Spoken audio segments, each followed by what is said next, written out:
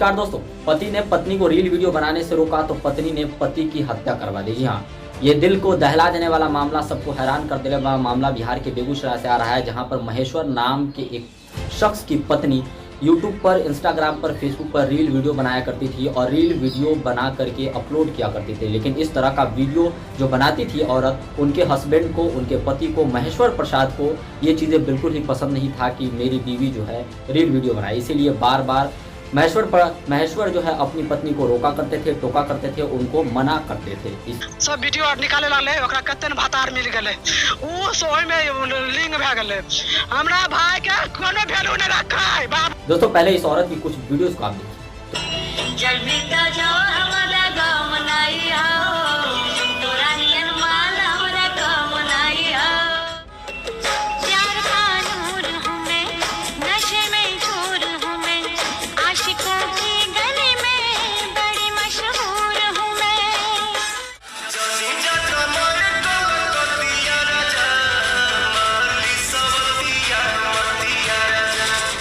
तो देखा आपने कुछ इनके रील वीडियो को, इसी तरह का ये रील वीडियो बनाया करती थी।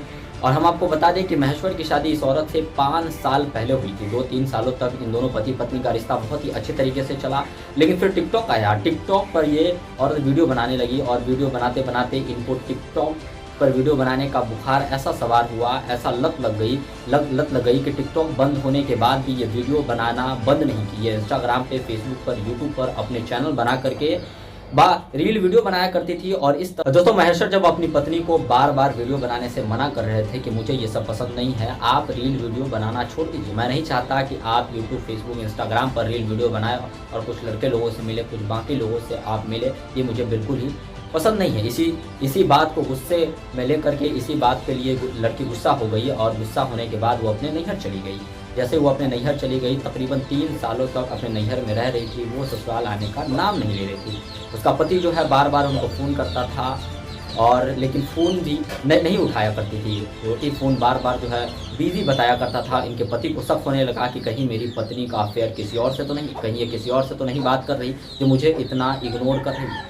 दोस्तों, महेश्वर जो है अपनी माँ को और बहन को सारी बातें बताया करता था कि हमारी बीवी ऐसे ऐसे कर रही है, मेरा कॉल नहीं उठाती, मुझे बार बार इग्नोर करती है, मुझे उसका फ़ोन जो है बार बार व्यस्त बताता रहता है, व्यस्त आता है, मुझे ऐसा शक है कि वो जो है किसी और से भी बात विचार करती है, कहीं और उसका अफेयर चल रहा है। उनकी माँ जो है महेश्वर को समझाया करती थी, बेटे तुम चिंता मत करो, अगर ये लड़की तुम्हारे साथ रहने में राज़ी नहीं है, अगर इसका अफेयर किसी और से तो मैं तुम्हारी शादी किसी और से करा दूंगा, दुनिया में लड़कियों की कमी नहीं है। इस तरह से उनकी माँ समझाया करती थी। एक दिन महेश्वर का जो है एक छोटा सा लड़का भी है, एक छोटा सा बच्चा भी है। महेश्वर जो है बार बार अपनी पत्नी को फ़ोन करके अपने बच्चे से मिलने की जिद करता था कि मुझे मेरे बेटे से मिला दीजिए।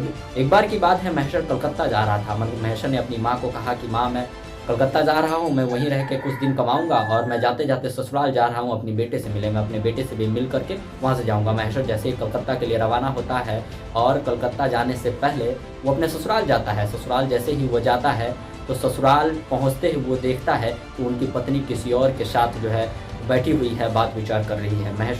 महेश्वर इतना कुछ देखता है। उसके बाद जो है पत्नी जो है कुछ लड़के लोगों को बुला करके, जिनसे उनका अफेयर चल रहा था, जिनसे उन बात विचार पहले से कर रही थी, उन लोगों को बुला करके महेश्वर पर हमला करवा देती है और महेश्वर को पूरी तरह से मार पीट करके लहू लुहान करके उनका हत्या करके चौकी के नीचे फेंक देता है।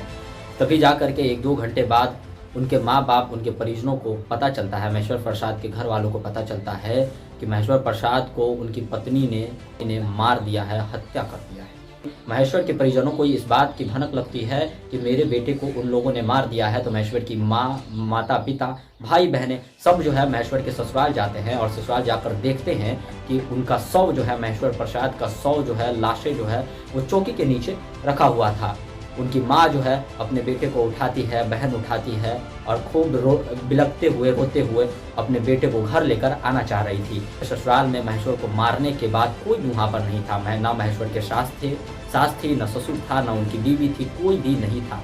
फिर बाद में जो है उनकी बीवी कहीं से आती है और उनकी बीवी जो है महेश्वर प्रसाद की है और उनकी बीवी कुछ लड़कों के साथ आती है और उनकी बीवी जो है महेश्वर प्रसाद की लाश को छुपाने की कोशिश करती है। लेकिन महेश्वर प्रसाद के माता पिता, भाई बहनें उनको जो है अब बॉडी को नहीं लेके जाने देते हैं और अपने घर लेकर के आ जाते हैं। दोस्तों ये हैरान कर देने वाला मामला पूरा बेगूसराय को हिला कर रख चुका है। पुलिस प्रशासन ने इसके ऊपर सख्त कार्रवाई करने की कोशिश की है कि एक पत्नी जो है किस तरह से बेरहम हो सकती है, किस तरह से पत्थर दिल हो सकती है कि पति अगर किसी चीज़ के लिए रोके टोके उनको मना करे तो अपने पति का गला घोट दे, अपने पति की जान ले ले, अपने पति की हत्या कर दिया उन्होंने।